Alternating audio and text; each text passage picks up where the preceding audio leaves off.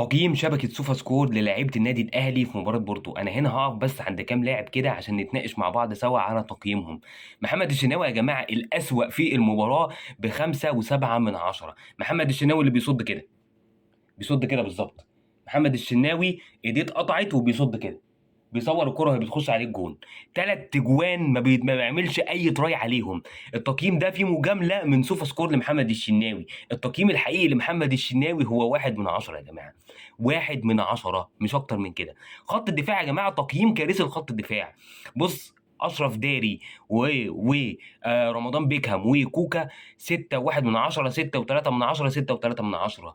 اسوأ 3 في المباراه. خط دفاع النادي الاهلي كان كارثي يا جماعه. وعلى فكره محمد هاني برضو عمل كارثه في المباراه في الشوط الاولاني، ولكن اللي علّى تقييمه شويه هو الشوط الثاني اللي عمله. عمل شوط ثاني كويس الى حد ما. عمل العرضيه اللي جه منها الهدف الثالث لوسام ابو علي، عشان كده تقييمه اعلى شويه ب7.2. اما بالنسبه لخط النص، حمدي فتحي ما لعبش كتير فتقييمه مش هنتكلم عليه.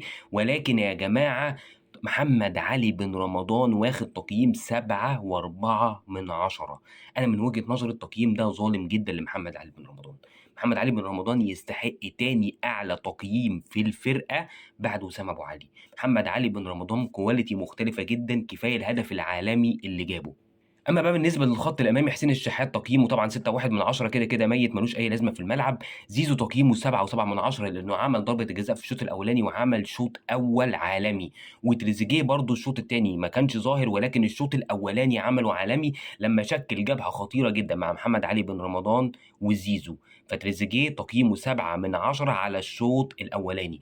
اما بقى بالنسبه لنجم المباراه الاول وسام ابو علي وصاحب الهاتريك، هو الاعلى تقييم في لعيبه النادي الاهلي ب9.3.